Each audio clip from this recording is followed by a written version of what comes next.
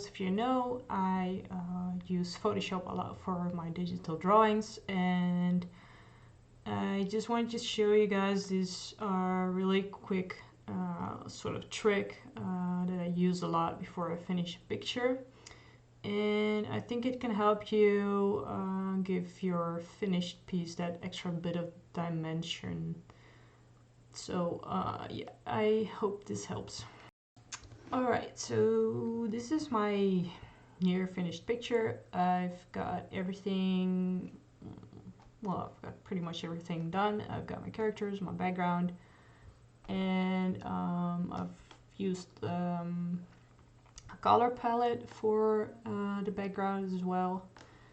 And what I usually do before saving it and exporting my file is that I go here to image, and there's like 3 little options here at the top that you can use to give your image a bit more like tone and color harmonies, or give it a little bit more contrast. And especially the contrast one is something that I use pretty much standard to every piece that I finish, and yeah, it can really give your picture a little bit more depth.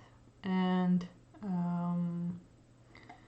the little bit, there's also another option here for contrast, but if you're not sure how to use that, you can like overdo it very quickly with this. So this is just a built-in Photoshop like a tool to quickly up your contrast and your color tones and harmony. So if you're inexperienced and you're unsure of what to do with all these really like amazing options you got right here, you can play with these 3. So this is tone, and I'm just gonna go ahead and undo that real quick, because what it did is it brought out the blue tones in my picture a bit more, but it's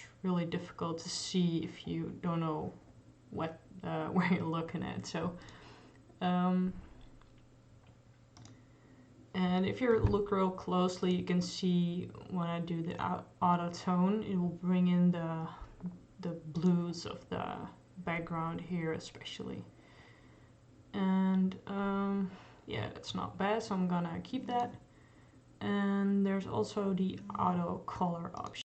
What I assume it does is that it brings out a bit more harmony between the dominant colors in this picture. So in this case, it's the greens here and here. If I go ahead and click it again, you can really tell it's bringing out the greens a lot more. And yeah, it's not really what I want for this picture, so I'm going to go ahead and undo that.